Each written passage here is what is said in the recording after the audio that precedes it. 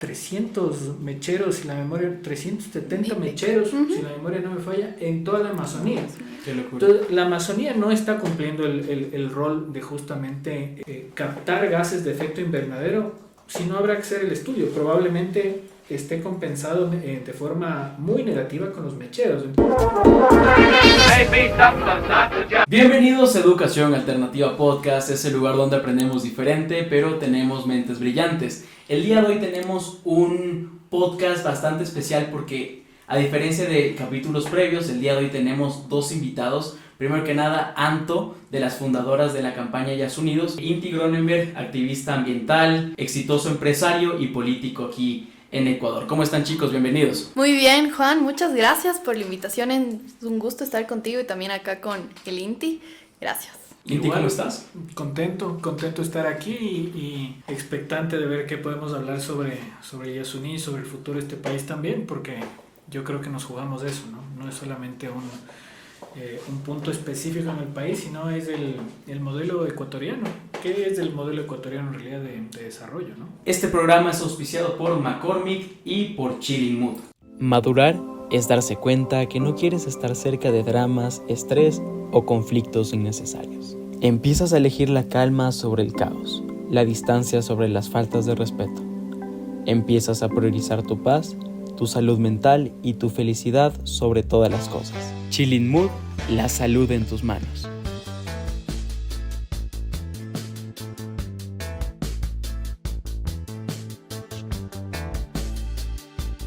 Consigue viralidad y ventas. Trabajemos juntos y posicionemos tu negocio a partir de las últimas tendencias de Internet. Juan Cid Agencia. ¿Trabajamos juntos? Chicos, empezando desde el principio de todo. ¿Cómo empieza Yas Unidos y por qué nace esa vocación, esa energía, esas ganas de querer salvar a Yasuní? Sí, bueno, recordemos que hace 10 años se decide explotar el Yasuní TT, el bloque 43. Lastimosamente, algunos bloques del Yasuní ya están explotados desde algunas décadas y nace el colectivo Yas Unidos justo para impulsar que el crudo del Yasuní TT se quede en el subsuelo, a partir de que se toma la decisión de explotar. ¿Por qué el Yasuní es tan importante y por qué la importancia de esta consulta, no? El Yasuní es uno de los lugares más mega diversos del planeta y es también considerado reserva de la biosfera.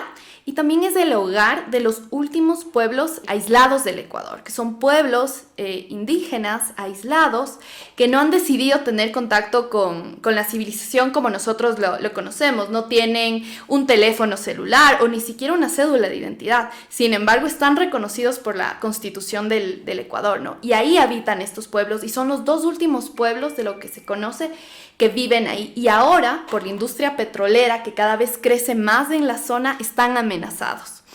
Eso, y también toda la biodiversidad en flora y fauna que alberga el Yasuní es única en el mundo y todo esto está en riesgo por la explotación petrolera. Entonces, nacemos nosotros en el 2013, cuando yo tenía 19 años, era súper joven. Una foto justo que me subió el Anto recién y claro, se nota el tiempo. El ahora y después. Hoy ha sido una lucha de 10 años y justo como tú mencionaste, es una consulta súper importante y de hecho es una consulta histórica. Ustedes están y estamos como Ecuador haciendo historia con una consulta al 100% ambiental, es decir, estamos siendo un ejemplo para el mundo entero. Por lo tanto, sí les deseo toda la suerte del mundo. Pero yendo un poquito más a esa época, cuando tenías 19 años, ¿cómo empezó? Es decir, ¿estabas con amigos? ¿Cómo empezó eso de, oye, hagamos algo por el Yasuní? Sí, justo desde esta diversidad que tiene el Yasuní, en ese momento el presidente de la época dice, necesitamos la plata del Yasuní para sacar. El presidente de la época, Rafael Correa, falla la iniciativa Yasuní TT, que era básicamente lo que buscaba esta iniciativa era que los países que históricamente han contaminado compensen al Ecuador para que el Ecuador no explote el Yasuní TT, que es del bloque 43, ¿no? Esta iniciativa falla. Es importante decir que esta iniciativa nació desde el pueblo, desde la ciudadanía y que luego fue tomada por el gobierno de Correa, ¿no? Pero bueno, esta iniciativa falla y lo que hace el gobierno dice, falló, el mundo nos ha fallado, tenemos que explotar el Yasuní Tete, sin importar, obviamente, que ahí viven pueblos aislados. ¿Quién decide ya explotar el Yasuní? El presidente Rafael Correa en el 2003. Ok, él al principio acepta esto, busca que los otros países compensen todo el daño. Falla la iniciativa. Y luego dice, ok. Ya no hay cómo, hay que explotar. Entonces, exacto, ya nada, la plata es más importante que la vida, en otras palabras, de los pueblos aislados y de la biodiversidad que alberga Ahí sí te pongo una pausa. Inti, en ese caso, tú desde el lado político, ¿cómo lo ves? ¿Crees que estuvo correcta esta decisión? ¿De pronto crees que el presidente de la época debió velar para que no se explote? ¿Cómo ves este tema desde el ámbito político? Verás, le voy a analizar más bien desde el lado científico académico. Ok. Porque es importante mencionar varios puntos, ¿no? Uno es que la propuesta del Yasuní, viéndolo muy objetivamente, es de las primeras propuestas a nivel global serias que justamente buscan una compensación para dejar de explotar un área. Entonces, cuando se hacen, yo he visto varios estudios académicos del tema, y hacen referencia siempre al Yasuní. O sea, la iniciativa que nace en este país empieza a plantear la posibilidad de que imaginemos nuevos mecanismos de atraer recursos hacia países en desarrollo, de los industrializados, para compensar de alguna forma la huella de carbono que generan. Entonces, déjame darte un poco de contexto ahí.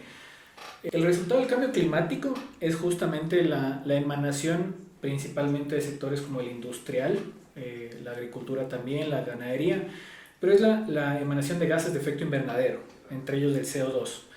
Eso llega a la atmósfera y genera las alteraciones que estamos viendo climáticas a nivel internacional.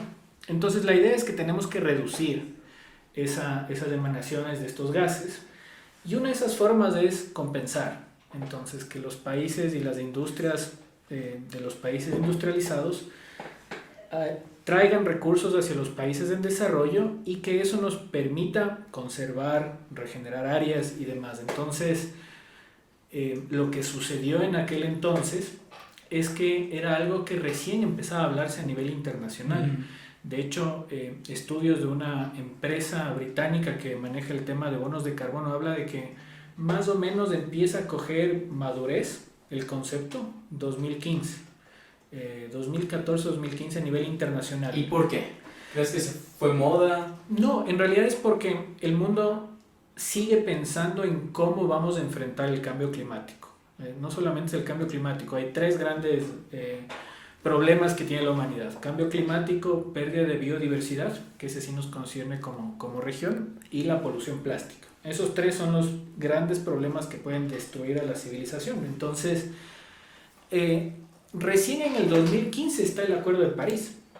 Entonces, el Acuerdo de París es justamente en el cual los países dicen: vamos a medir nuestra huella, los NDCs, que básicamente es medir cuánto tú estás generando gases de efecto invernadero. Eso es apenas 2015. Correcto. Y de ahí en adelante se dan estas discusiones de cómo generar mecanismos, sobre todo para los países en desarrollo, porque si nosotros seguimos el modelo que siguieron los países industrializados, que básicamente es industrializarte y generar más emanaciones, nos vamos al apocalipsis. Entonces, ahí viene justamente esa lógica. Entonces, resumiendo el tema, probablemente fue un error de timing. No estaba todavía el mundo listo para una propuesta de esas características. Se tomó una decisión lamentable, porque si no, no estuviéramos en estas discusiones al momento de cómo salvarle al Yasuní. Entonces, quizás hubiese sido importante, si se dio un primer intento y no se logró, corregirlo. Y eso es mucho del tema ecuatoriano, ¿no? Se intenta algo y luego es un borre y va de nuevo, ¿no? Es como, pucha, no me salió, me voy a inventar otra cosa, ¿no? Cuando quizás hubiese sido mejor ver qué salió mal y seguir intentando mecanismos similares, y tal vez el Yasuní hubiese sido uno de los primeros proyectos de conservación mediante mecanismos internacionales de fondos, ¿no? Como ya existen muchos a nivel global, pero no fue el caso. Loquísimo. Entonces, retomando un poco la historia, ahora sí con esta opinión que de verdad nos ayudó a construir y a tener un poco más de contexto de todo lo que estamos viviendo, y pues sobre todo la razón principal por la que vamos a ir a esta consulta. Y nada, Mianto, entonces retomando, Correa dice, ok, vamos a explotar esta zona del Yasuní, y de ahí, ¿cómo nacen ustedes? Claro, el día que se decide liquidar la iniciativa Yasuní TT, nos reunimos gente de diferentes sectores de la sociedad civil, feministas, ecologistas, estudiantes, ¿Y tú estabas recién profesores. graduada del Yo colegio? recién me había graduado del colegio y me junté y desde ahí comenzamos a hacer asambleas en las calles porque nos comenzamos a movilizar en marchas en la época en contra de esta decisión. Y en estas asambleas nace el colectivo Yasunidos y nace una propuesta muy linda porque hicimos, bueno, nosotros desde nuestro lugar de ciudadanos, ¿qué podemos hacer para detener esto y para salvar el lugar más megadiverso del planeta? Y decidimos, acojámonos al mecanismo que nos da la Constitución de como pueblo impulsar una consulta popular ciudadana. Entonces, es importante este proceso y por eso creo que como ecuatorianos deberíamos sentirnos igual muy orgullosos porque es la primera vez que desde la ciudadanía se ha impulsado un proceso democrático en donde la ciudadanía dice queremos que nos consulten sobre este tema. Vemos lastimosamente que la mayoría de gobiernos de las últimas décadas que han pasado en este país consultan muchas veces de cosas que les interesan a ellos y no a los ciudadanos de a pie, ¿no? Entonces, esta iniciativa es linda porque los ciudadanos nos organizamos y decimos, vamos a exigir que nos pregunten de esto, de cosas que nos atraviesan la vida. ¿Y por qué nos atraviesan la vida? Porque justo, por ejemplo, el tema del cambio climático es algo que ya vivimos ahora, ¿no? Vemos los aluviones que han habido aquí en Quito, las inundaciones que hay en Guayaquil, ¿no? ¿Y por qué el Yasuní está conectado con el cambio climático? Es justo por lo que ya decía Inti, pero además es fundamental que nosotros desde nuestros espacios reciclemos, reutilicemos, ¿no es cierto? Reduzcamos también el consumo. Pero, y no lo decimos los ecologistas, sino los científicos, mientras se siga extrayendo combustibles fósiles, vamos a seguir impulsando el cambio climático. Entonces, la medida y la acción más directa para combatir el cambio climático es dejando los combustibles fósiles en el subsuelo, es decir, el petróleo. Y lo que plantea esta consulta del Yasuní, el sí en el Yasuní, es justo dejar los combustibles fósiles en el subsuelo, ¿no? Entonces, en medio, regresando al 2013, nos juntamos y decimos, vamos a hacer esto. En ese momento teníamos que recoger el 5% del total del padrón electoral y durante 6 meses recogimos las firmas necesarias y llegamos a tener 757,000 firmas a nivel nacional, porque todo el Ecuador se movilizó para impulsar la consulta popular, que fue muy, muy lindo y muy esperanzador. Claro, lo que pasa en ese momento es que no había el interés de que pase la consulta popular y lo que se hace es un fraude al proceso. Y se dice que el colectivo Yasunidos no cumplió con las firmas y más del 60% de las firmas en ese momento se descalificaron. Entonces, obviamente no llegábamos a consulta popular. Entonces, no hay consulta popular. En el 2014, que tuvo que haberse dado, nosotros recogimos firmas desde septiembre más o menos del 2013 hasta abril del 2014. Se invalida este proceso, pero nosotros recogimos esas firmas y sabíamos lo que recogimos, sabíamos que la gente firmó, que no eran firmas falsas, ¿no? Eran las personas que recolectamos firmas, éramos personas que creíamos en el Yasuní, no íbamos a ir a falsificar firmas, queríamos que salga la consulta popular. Correcto. Entonces, luchamos estos 9 años, 10 años, han pasado diferentes gobiernos, todos lastimosamente se han ido en contra de la explotación del Yasuní, han seguido profundizando allá la explotación, pero nosotros no hemos parado en exigir que se haga justicia por la consulta popular. Hemos ido a la Corte Constitucional, al contencioso de lo electoral, al CNE varias veces. Ha sido un proceso muy desgastante, pero finalmente, como dicen por ahí una frase bien linda, que la única lucha que se pierde es la que se abandona. Y nosotros nunca abandonamos esta lucha, aunque a veces sí era muy desgastante estar con las instituciones del Estado que te nieguen. Y nada, finalmente después del contencioso de lo electoral nos dio la razón y después la Corte Constitucional también. Y ahora, 10 años después, tenemos consulta popular por el Yasuní. Y lo hermoso es que pese a que ha pasado 10 años, todavía estamos a tiempo de salvar este corazoncito del mundo. Inti, desde el lado político, ¿por qué crees que las instituciones y sobre todo las autoridades rechazaban esta propuesta?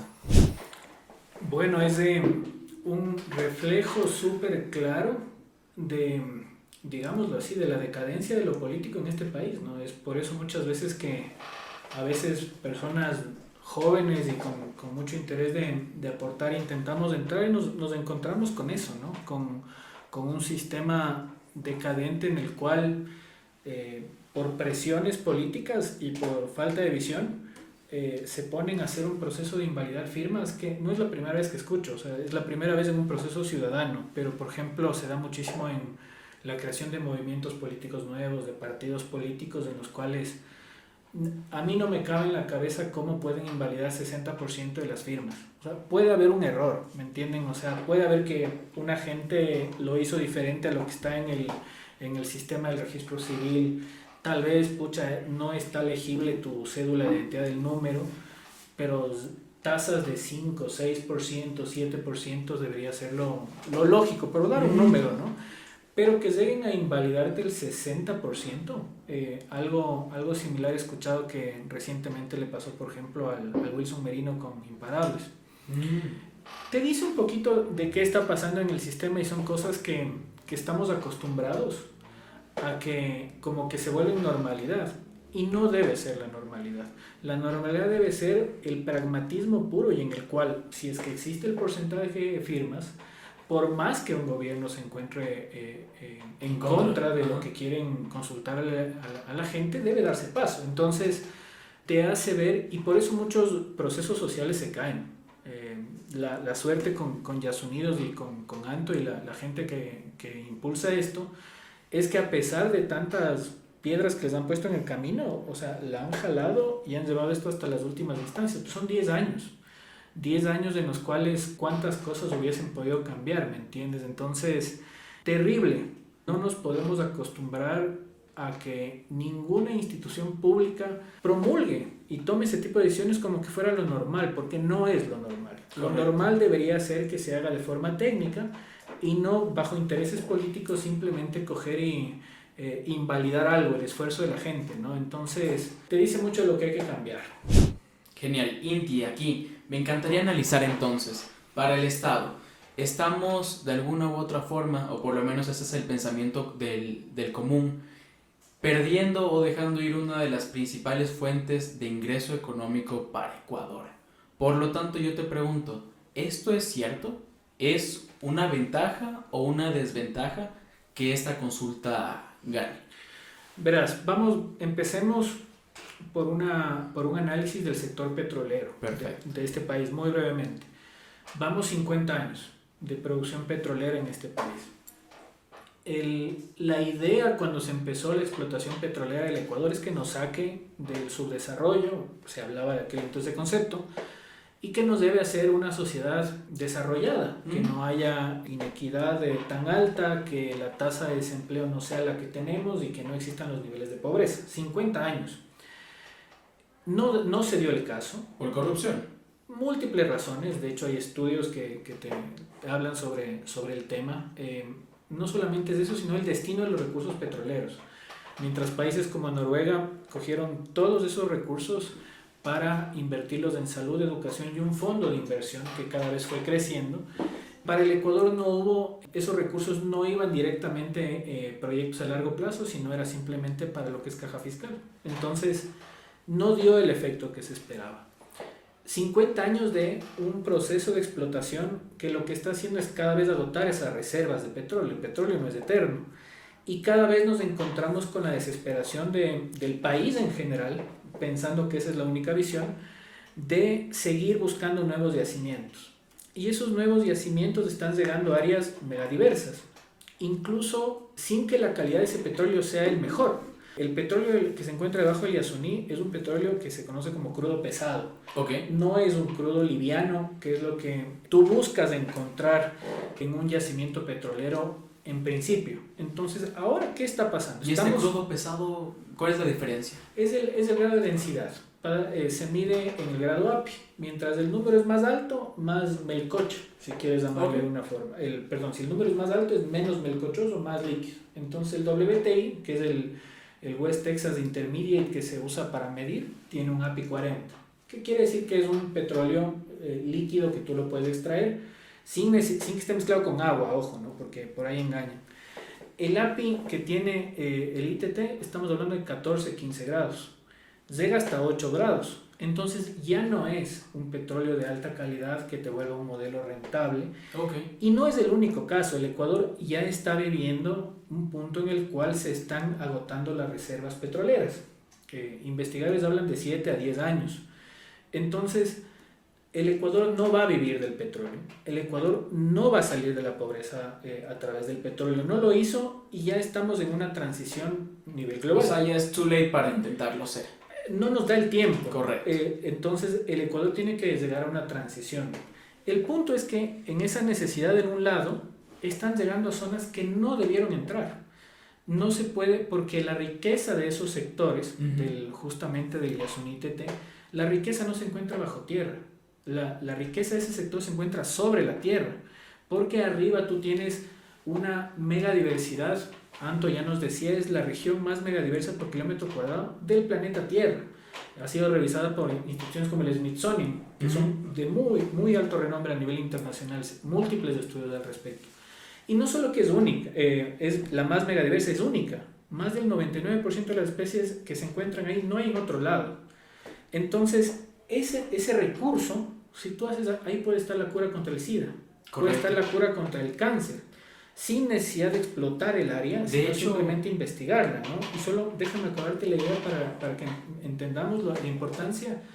Todas las medicinas, la gran mayoría que salen de investigación de los productos orgánicos, y tienes un área tan mega diversa. Entonces, la riqueza del Yasuní no está bajo la tierra, está sobre la tierra. Y en este mundo de transición, eso es lo que hay que empezar a apostar. Y finalizando la idea, el Ecuador tiene que pensar el inicio de la transición, ¿cuándo va a venir? Y este es el momento. Ya la frontera petrolera no se puede seguir expandiendo en las regiones megadiversas, más bien es al revés, porque si no, nunca vamos a salir de esta dependencia. Y si no salimos de esa dependencia, este país, cuando llegue el momento, se va a quedar sin un recurso en toda la nación, y eso va a ser una gravísima crisis. Excelente, justo tú mencionas, es una de las regiones más megadiversas del mundo. Entiendo que hay un hongo que ayuda a combatir el tema de los plásticos. Por lo tanto, entiendo el valor de todo lo que está en juego en este momento. Anto, a partir de lo que nos dice Inti, de esta progresión, de ver al Yasuní ya no como una fuente de petróleo, sino de pronto como una fuente de medicinas, de turismo, ¿nos puedes contar a detalle de qué forma podríamos utilizar al Yasuní dejando atrás el tema petrolero? Sí, bueno, ahí hay varias cosas. Una, ya lo ha dicho Inti por una parte, porque decimos sí al Yasuní, pero también es importante ver que como tiene toda esta mega diversidad, el Yasuní también es un potencial turístico que no puede darse a gran escala, un turismo desmedido, como ya ha pasado en algunas zonas, que incluso se vuelve nocivo para la misma zona. No puede pasar en el Yasuní eso, porque es un lugar muy frágil, pero sí se puede dar un turismo comunitario a pequeña escala, que por una parte ayuda a las comunidades que viven en la zona a tener ingresos, pero también para que la gente pueda conocer. El Yasuní es uno, en verdad, y no es porque defienda el Yasuní, pero es uno de los lugares más bellos en donde yo he estado.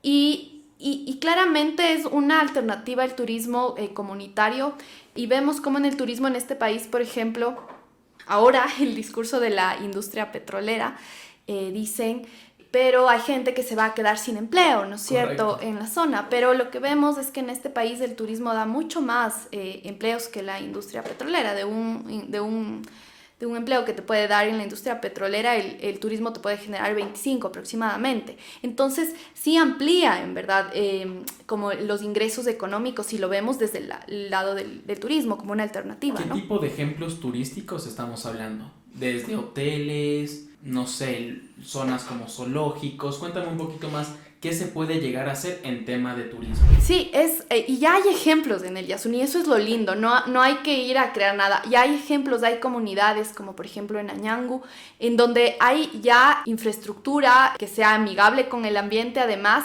Y por ejemplo, Añangu es una linda comunidad, un ejemplo muy bueno de turismo comunitario, en donde va la gente ahí al Yasuní, mira, ¿no es cierto?, pues hace sus rutas para ver, ¿no es cierto?, las especies de animales, la biodiversidad que hay, el bosque y todo eso. Pero además todos los ingresos, ¿no es cierto?, que van ahí, van a la comunidad, y además lo que hace la comunidad ahí es distribuye para la gente de la comunidad en educación, en salud, en cosas que el Estado tiene totalmente olvidados, ¿no? Que debería ser responsabilidad del Estado, por cierto. Entonces ya tenemos esos ejemplos de turismo comunitario, que solo hay que irlos reproduciendo y aplicando en las otras zonas donde sí hay cómo. En otras zonas del Yasuní tampoco ni siquiera hay cómo entrar. Correcto. Porque es justo hogar de los pueblos aislados y en esas zonas no hay cómo entrar. Pero en estas zonas hay cómo dar estos pasos de turismo comunitario, que es como la otra cara de la explotación petrolera. Lo que vemos es que en todos estos años de explotación del Yasuní, lo único que ha pasado ahí en otros bloques del Yasuní es que hay agua contaminada, la gente no puede acceder al agua del río como lo han hecho siempre. Tienes mecheros en el Yasuní. Los mecheros son estos tubos en donde se quema gas, ¿no es cierto? Y genera contaminación del agua lluvia, del ambiente, y también mata a todos los animalitos que están cerca. En la Amazonía en general hay muchos insectos, ¿no? Y claro, con el calor y la luz se pegan y mueren. Entonces, bueno, tienes como varios impactos por la industria petrolera.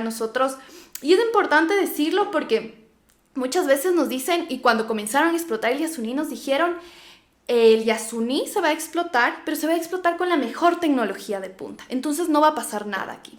Y la realidad, después de unos años, y solo te hablo del bloque 43 del Yasuní, es que han habido 22 derrames de petróleo en el Yasuní, y eso no lo decimos nosotros como ecologistas, sino los documentos oficiales del Ministerio de Ambiente. Y es grave esto porque el Yasuní es una zona muy frágil, que en una temporada del año, por ejemplo, se inunda, es muy pantanosa, y en un espacio así controlar un derrame es prácticamente imposible, ¿no? Entonces, digamos, ya está muy claro que la actividad petrolera es nociva para el ambiente, pero además en el Yasuní también ha pasado lo mismo, no hay tecnología de punta, y por eso estamos todavía a tiempo de detener esto, de comenzar una remediación en los lugares en donde ya se ha hecho y no seguir ampliando la frontera petrolera en el 43 del Yasuní TT, y todavía como salvar esto, ¿no? Por eso nosotros le decimos sí al Yasuní. Inti, yo sé que tú tienes experiencia pues en este tema pues de las limpiezas ambientales. De hecho tienes una máquina que limpia ríos. Quería preguntarte entonces, tú con tu experiencia, ¿de qué forma consideras que paso a paso podríamos generar una limpieza al Yasuní? En caso de que la propuesta gane, ¿de qué forma podríamos traer esa fauna y esa flora que se perdió? A ver, verás, cuando hay una disolución química, una gota de aceite en el agua, una gota te afecta 1000 litros de agua, de aceite. Pues lo mismo puede pasar con el petróleo. Cuando Anto menciona justamente que no hay tecnología de punta para poder hacer un proceso de extracción de petróleo limpio, está 100% en lo correcto, porque no hay tecnología que no te permita que sea una burbuja y que tú extraigas petróleo de la tierra y no pase nada. De hecho, eso no es lo que está sucediendo en el Yasuní. Aprendiendo de las propias experiencias de gente como Anto, de los Yasunidos, sabemos que primero, y ellos mismos nos han contado, lo jodido que es entrar a hacer análisis de impacto ambiental ahí. Le tienen al ratón cuidando el queso. Entonces, no es que es fácil, tú vas al Yasuní y te dejan entrar.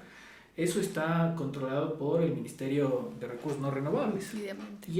Y ambiente metido ahí.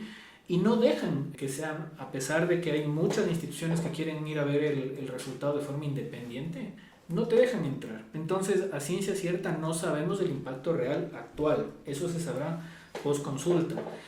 Y van a haber ciertas áreas que quizás ya no las podamos recuperar. ¿Y cómo podríamos usar estas áreas ya perdidas, por decirlo así? Ahí habrá que hablar el debate. Como Anto mencionaba, por suerte el área de influencia de la extracción todavía no es muy alta. Habrán ciertos sectores como las carreteras que se generaron que sí generan un impacto. Hay estudios sobre el tema que por ahí se podría empezar. Pero van a haber zonas pequeñas hasta ahora, y por eso la idea es justamente que se deje explotar todo el Yasuní, que van a quedar ya como zonas de sacrificio. La verdad sea dicha, no se va a poder recuperar, quizás en décadas se logre una reducción del impacto. Entonces, no es un tema de remediación, es un tema de cuidado. No metes un elefante en una cristalería, así de sencillo. Entonces, no metes toda la tecnología de extracción petrolera en el área más megadiversa del planeta. De hecho, empresas petroleras internacionales de renombre ya tienen como parte de su checklist donde entran. No entran ya a zonas megadiversas, no entran en lugares donde tú tienes pueblos no contactados o puede existir problemas con la comunidad. Eso se discute afuera. Acá nos quieren vender la idea de que sí se puede y es sostenible. No lo es, y te suma un valor adicional. Yo veo en el Yasuní una posibilidad de traer fondos para la conservación, que son el mercado de carbono, que justamente es, nosotros le podemos ofrecer a la humanidad ser el pulmón del planeta, y son buena cantidad de recursos. Genial. Y eso nos va a permitir minimizar el impacto, por un lado, de intervención hacia el Yasuní, y por otro, tener recursos para poder protegerlo. Porque el Yasuní ahora se ve, y toda el área nuestra de áreas protegidas pueden ser afectadas por todos los temas de ilegalidades, minería, deforestación, por otro tipo de recursos. El país ya necesita recursos para proteger sus áreas protegidas. 21% de toda el área del Ecuador es un área protegida, y los recursos no son suficientes, los que tenemos. Podemos atraer recursos, podemos si es que no existe explotación, porque como decía Anto, ahí hay un mechero, y ese mechero emana gases de efecto invernadero. Entonces todo lo que en realidad el pulmón que puede ser el Yasuní no lo está haciendo porque existe justamente una quema de gases. Y lo mismo, hay más de 300 mecheros, si la memoria, 370 mecheros, si la memoria no me falla, en toda la Amazonía. Qué locura. Entonces, la Amazonía no está cumpliendo el rol de justamente captar gases de efecto invernadero, si no habrá que hacer el estudio. Probablemente esté compensado de forma muy negativa con los mecheros. Entonces, lo que está sucediendo es la oportunidad que nos da a nosotros para empezar esa transición. Y hay plata y hay recursos que el país puede traer. Y yo creo, y muchos creemos, que son muchos más que lo que te da la explotación de ese lugar, que dicho sea de paso, es apenas 0.47% del presupuesto del Estado. Entonces, estamos hablando, cálculos de la economista Vilma Salgado, ella habla de 148 millones a tiempo presente. El último cálculo que yo hice en función del presupuesto 2023, estamos hablando de 230 millones. Eso es menos del 1% del presupuesto del Estado. Y nos mienten y dicen que son 1.200, cuando todo el ingreso petrolero del país, todo de este año va a ser 2.900. Entonces, hablemos incluso de cuántos recursos en realidad pierde el país. Cuando tú hablas de ese recurso, de 140, de 230 millones, eso es súper manejable. De hecho, el gobierno recientemente en la disminución del ISD para la salida de divisas va a perder 180 millones. Y lo puede manejar. ¿Y por qué no puede tener proyectos similares para proteger el área más megadiversa? Exactamente. Oye, me hace mucho sentido. Y de hecho aquí les voy a hacer una pequeña pausa. Quería consultarles si les gustaría probar el dip de queso de McCormick. Inti, ¿te gustaría probarlo? Bueno. De una. Este dip se calienta en el microondas, entonces lo vamos a calentar antes de degustarlo. Y de ahí quería preguntarles, justo Inti, tú me estabas mencionando que el Ecuador está en una fase de progresión, de ir hacia próximos recursos y hacia siguientes fases de generación de recursos. No está, güey. O sea, es lo que hay que empezar. Hay que empezar, exactamente, y me hablabas del tema medicinal. Me encantaría profundizar en el tema medicinal. ¿Te estás refiriendo de pronto a que el Ecuador se podría convertir en una fábrica de medicinas naturales de aquí a los próximos 10 años? En un laboratorio de investigación de químicos que puedan ser usados. O sea, no puedes meter una carretera en el Yasuní, y eso Leandro sabe mejor que yo. O sea, yo aprendo de ellos, de la investigación que ellos hacen. O sea, una carretera en el Yasuní ya te afecta el ecosistema. Correcto, a eso me refiero. De pronto podríamos empezar a sacar de ahí ciertos recursos como los hongos que yo les mencionaba. Ahí me gustaría que me ayudes igual a profundizar. Me encantaría que la audiencia vaya conociendo un poquito de aquí a 10 años de qué forma nos puede beneficiar el tema de conservar el Yasuní. Sí, es que la conservación del Yasuní nos beneficia como en múltiples cosas, pero justo los científicos hablan, ¿no?, de que el Yasuní es tan grande y tan biodiverso que ni siquiera se ha logrado ver y saber todo lo que hay ahí en esa zona, ¿no?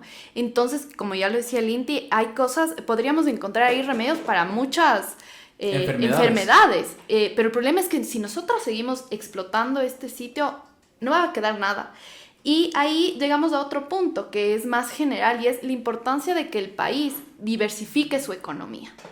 Justo para pensar en esta transición que es urgente, que ya igual la mencionaba Inti, el país ha pensado y se nos ha vendido el cuento de que el petróleo es infinito y que Correcto. siempre vamos a tener petróleo. Y eso es una mentira. El petróleo se agota, no es un recurso infinito que va a estar ahí toda la vida. No, ya se va agotando, los expertos ya lo han dicho, que en unos años más ya no va a haber petróleo nomás. Entonces, por eso es el momento de iniciar ya una transición, y esa transición tiene que justo pensarse en esta diversificación de la economía, como por ejemplo Costa Rica, que es a su inicio, hace algunas décadas, igual que el Ecuador, era un país que principalmente era exportador de banano, de cacao, ¿no es cierto? Y lo que hace Costa Rica es decidir, bueno, nosotros nos vamos a dedicar a la investigación, ¿no es cierto?, científica, justo lo que hablamos ahorita, y también vamos a conservar la naturaleza, vamos a invertir en educación y desde ahí obtener los recursos, ¿no? Genial. Y tú ves, y Costa Rica les ha ido bien en eso, pero en cambio el Ecuador dice, no, yo no voy a hacer esto, voy a explotar petróleo, y nosotros nos fuimos por ese camino. Lo que vemos es que con más de 50 años de explotación petrolera, el petróleo no nos ha sacado de la pobreza. Tenemos muchos niveles altos de pobreza, ¿no es cierto?, en el país. Los datos de violencia. Los datos de violencia también. En el 2022 fue el año en el que menos se invirtió en salud y en educación en este país. Entonces vemos que la plata del petróleo tampoco se está yendo a esos sectores. Pero en cambio, si el país se comienza a pensar en diversificar la economía, apostarle a la investigación científica, y no solo en el Yasuní, porque el Ecuador es un país tan diverso que podemos abrirnos de esa investigación en varios espacios de este país. Correcto. Entonces, apuntarle a eso, también al turismo, ¿no? A este turismo sostenible, comunitario, apuntar también a la agricultura, a la agroecología, ¿no es cierto? Entonces, a estas formas que son más sostenibles, pero que el Ecuador, aunque es un país muy chiquito, nos da porque es un país tan diverso con diferentes pisos climáticos. El problema es que nos hemos sentado a esperar la plata del petróleo, que ha sido una forma más cómoda también de recibir esos recursos, a costa de la contaminación de territorios, no solo del Yasuní, sino de la Amazonía Norte, por ejemplo, lo que pasó con la Chevron Texaco, ¿no? Lo que pasó con la Chevron Texaco es que quedó todo contaminado, devastado, desaparecieron 2 pueblos indígenas de la Amazonía cuando llegó la Texaco, pero además hay gente que ahora vive con cáncer, ¿no? Correcto. Por la explotación petrolera. Entonces es momento de abrirnos a estos otros caminos, y lo lindo es que muchas veces como ecuatorianas nos sentimos orgullosos, no sé, cuando Carapaz fue tan lindo, ¿no es cierto?, cuando ganó el Giro de Italia, ¿no es cierto? Y ahora, o cuando fue la primera vez, nosotros como ecuatorianos decimos, somos el primer país que aprobó una constitución que reconoce los derechos de la naturaleza, ¿no? Y ahora podemos decir muy orgullosamente, diciéndole sí al Yasuní en la consulta del 20 de agosto, podemos decir, somos el primer país que estamos tomando medidas para combatir el cambio climático, dejando el petróleo en el subsuelo y dar un ejemplo a la región, pero además a nivel mundial. Y eso nos debería de hacernos sentir muy orgullosos, porque creo que el Ecuador ha dado ya ejemplos de eso. Puertas, ¿no? Ajá, y abre puertas a nivel mundial. Como Entonces, les digo, es una consulta histórica. exacto. Por esa razón, Inti, te pregunto, en caso de que él sí gane, ¿cuándo vamos a ver estos resultados o el impacto positivo de decirle sí a esta consulta popular? Verás, yo escuchándole a la Anto, o sea, en lo que dice ella y los yasuneos dicen, el Yasuní es el corazón de este país, no se le puede ver de otra forma. Es el Ecuador ya de por sí es el área más megadiversa por kilómetro cuadrado del planeta, o sea, está considerada dentro de esas áreas. Y dentro de ese país le tienes al Yasuní, o sea, el área más megadiversa de lo megadiverso. Es el corazón de este país. Entonces, ahí vamos a reflejar claramente qué es lo que queremos como país. Que no va a darte la respuesta solamente, por ejemplo, la investigación de pocos académicos o los yasunidos. Eso es lo que hay que sentarnos a debatir. Correcto. Eso es justamente lo que hay que conversar. Entonces, déjame darte un ejemplo complementando a lo que decía Lanto del petróleo. Hay un investigador ecuatoriano que se llama Pablo Astudillo. Él hizo su doctorado en la Universidad de Oxford y él hizo sobre economía geográfica. ¿Qué es esta vaina? Básicamente él mapeó toda la cadena productiva del país y le hizo una imagen. Ok. Se parece a un árbol y solo hay una rama que sale hacia un lado, solita, y es el petróleo.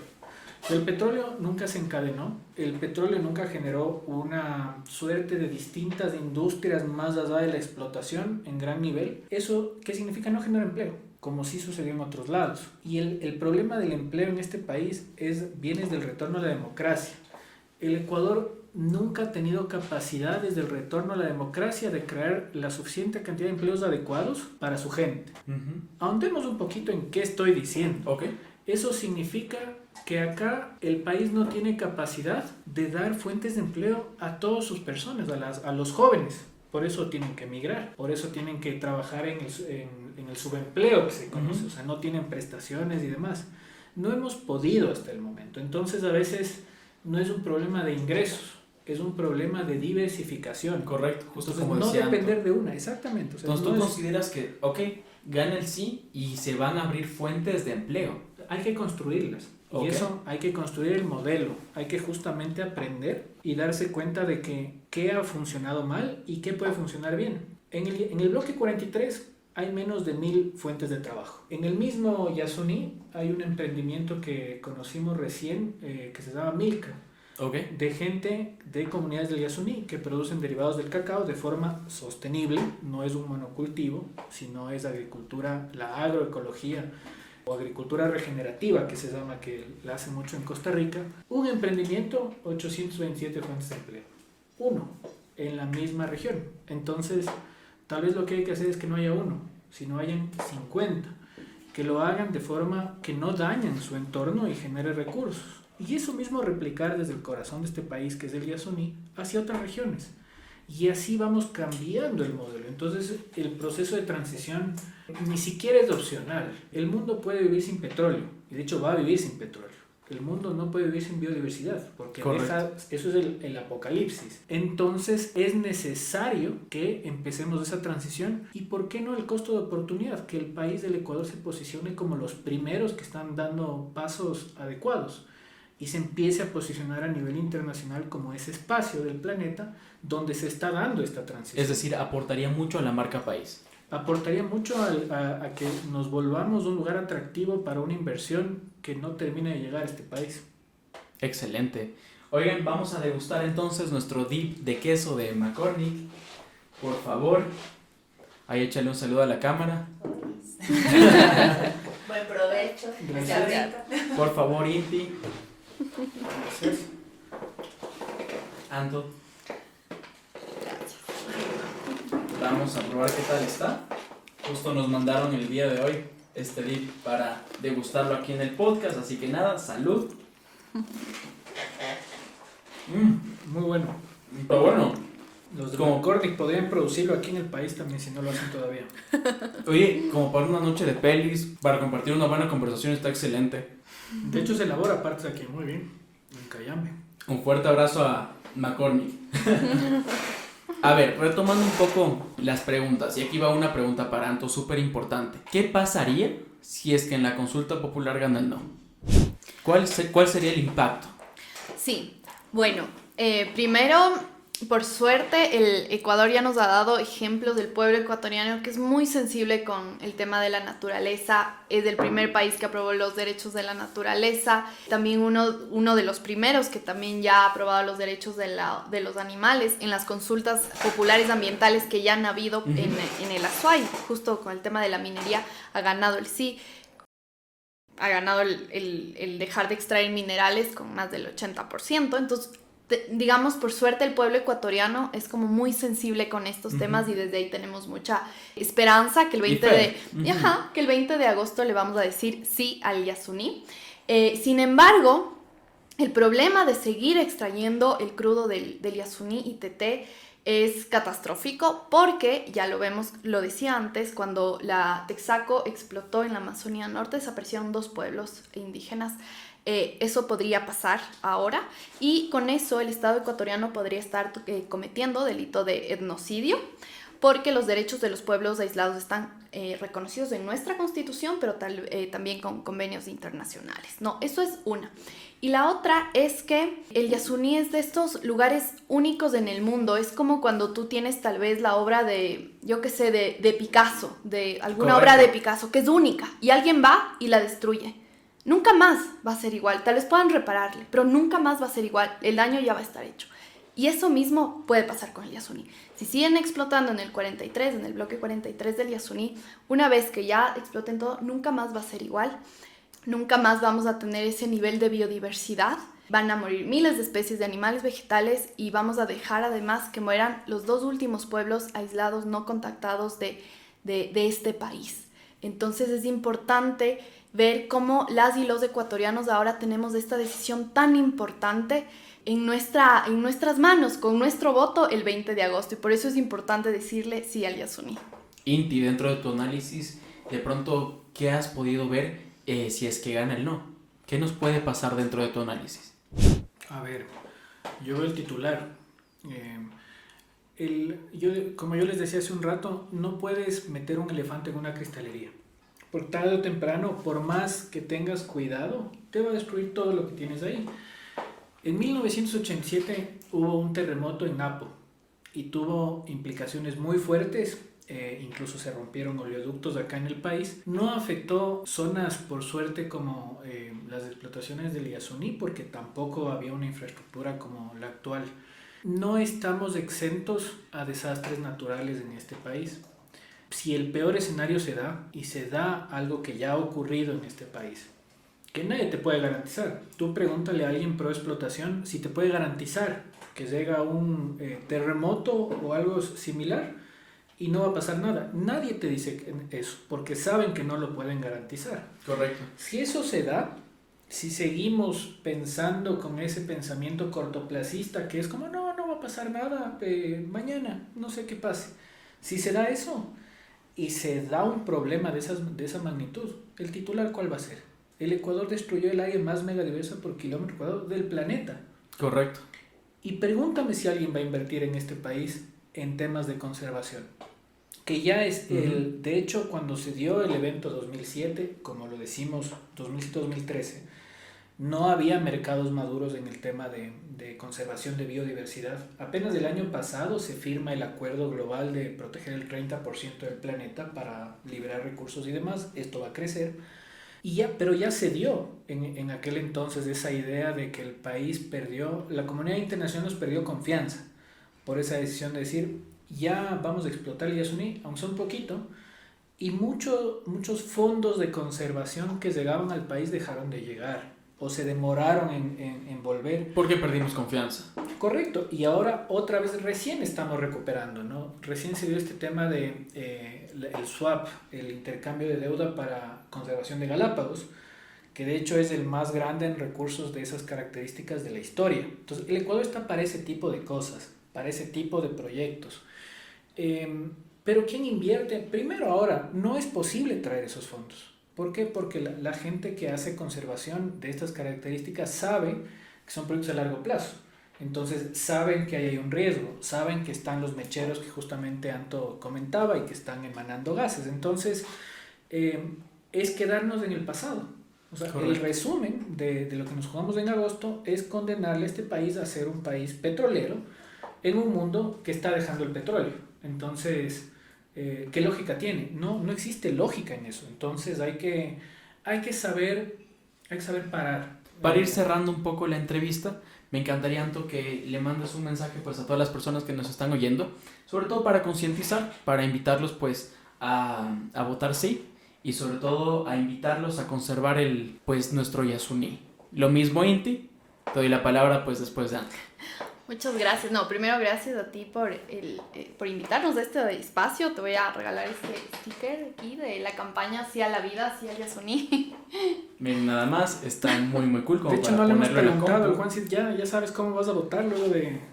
¿Ya tienes una decisión? ¿Ya tomaste tu decisión luego de escucharnos? En cuanto al Yasuní, sí. En cuanto al Yasuní, pues sí. Y tomando en cuenta que estamos en Quito, también tenemos que votar pues por la minería. Por lo tanto, ahí también vamos a votar sí.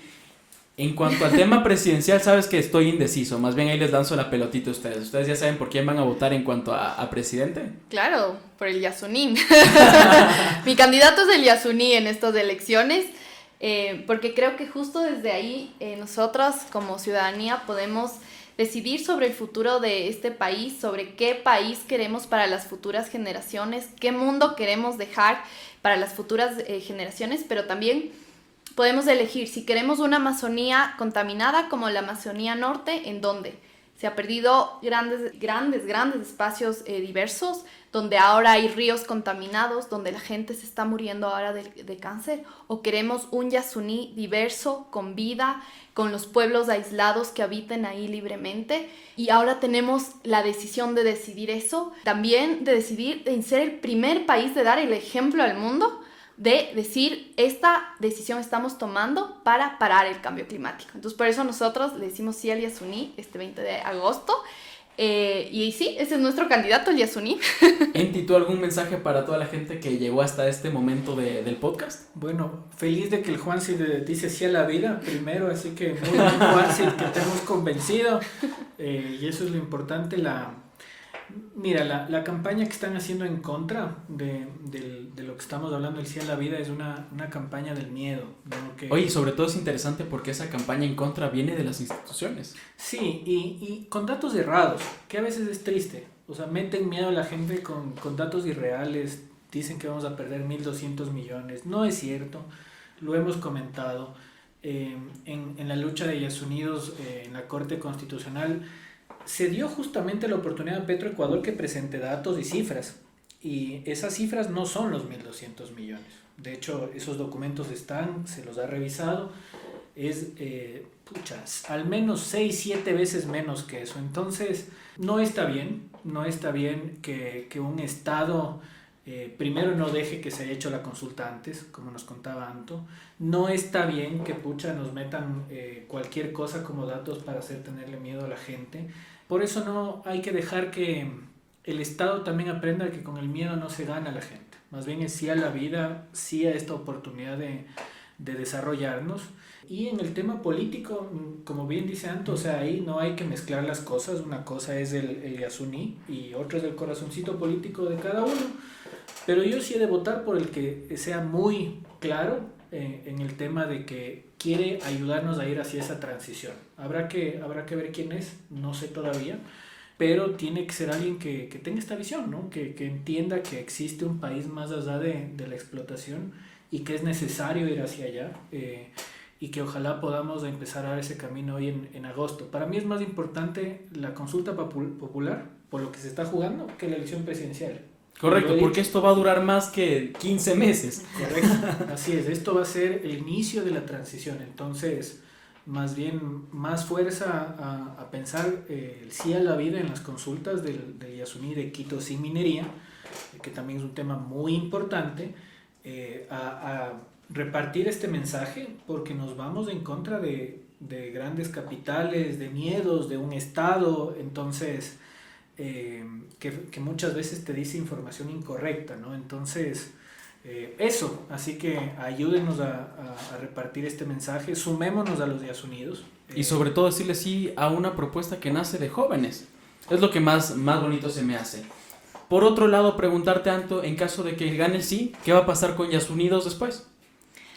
Bueno, nosotros como Yasunidos, como hemos estado estos 10 años, si bien nuestra causa principal ha sido el Yasuní y ahora ya tenemos la consulta popular, pero también en estos 10 años hemos aprendido que el Ecuador es un país tan diverso, pero que lamentablemente en cada sitio que hay un Yasuní chiquito, que también está siendo amenazado por algún tipo de extractivismo minero o de otro tipo, y que también es importante defenderlo, ¿no? Entonces nosotros seguiremos en eso, en la defensa del medio ambiente, de la vida, de los pueblos, de la naturaleza. ¿Tienen de pronto algún otro objetivo después?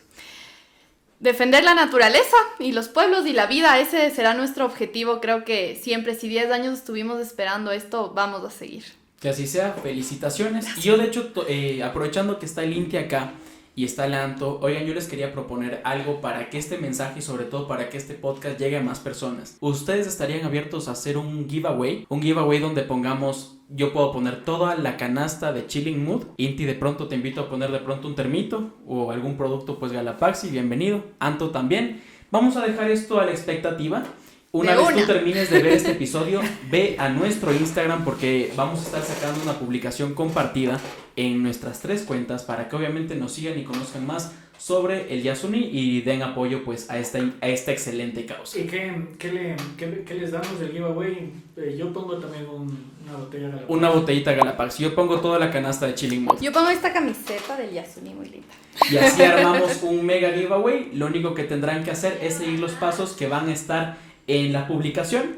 Y nada, muchísima suerte que de aquí en una semana anunciamos al ganador. En caso de que te haya gustado este podcast, dale un gran pulgar arriba, compártelo con todos tus amigos, participa en el giveaway. ¿Cómo los podemos seguir ustedes en redes sociales? ¿De qué forma pueden conocer un poquito más también de este giveaway en sus redes? Sí, claro, en Yasunidos, como Yasunidos en Twitter, en Facebook, en Instagram y en la web estamos como sialyasuni.com. El mío, como tengo apellido de trabalenguas, el username es más fácil, es Groninti, con Y al final. Ahí me encuentran en todas las redes y van a ver de nuestros proyectos. Tengo Iction, que es la empresa que hace la tecnología de extracción en ríos, nuestra Fundación Circular, y ahí van a poder conocer más de nuestra propuesta ambiental para el país. Entonces nada, si tienes canal suscríbete, yo soy Juancid y si no tienes canal pues créate uno. Nos vemos en el próximo episodio. Bye.